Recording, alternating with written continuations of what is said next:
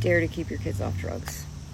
This is an incredibly important conversation to have with your kids at home, regardless of how old they are. My daughter is 13, she's an 8th grader, and I already know people in her school are dabbling into what we call gateway drugs at this young of an age. Now, I have the blessing and the curse, I guess, of being an addict in recovery for over 11 years now.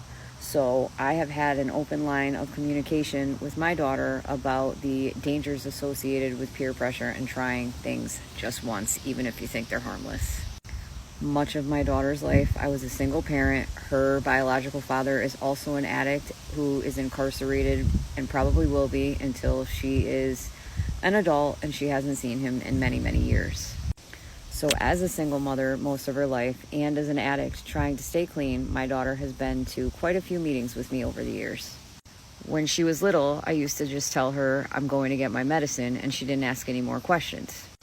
She would sit in the meetings with headphones on, with the volume of whatever she was watching, drowning out the noise of whatever we were talking about, until one day when we were leaving the meeting and we got in the car to leave, she looked me dead in the eye and said, "Wait, you've done drugs?"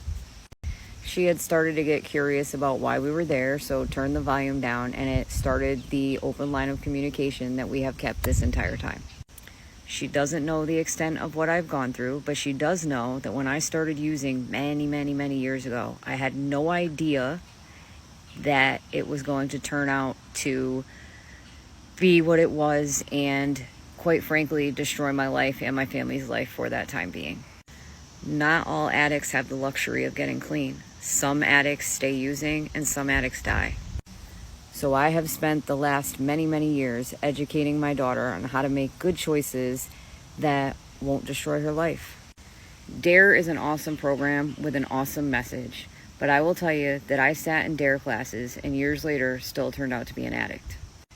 I didn't grow up in a family where addiction was deeply rooted and I saw it all the time. I grew up with two parents who to this day I've never seen drink, let alone do anything else.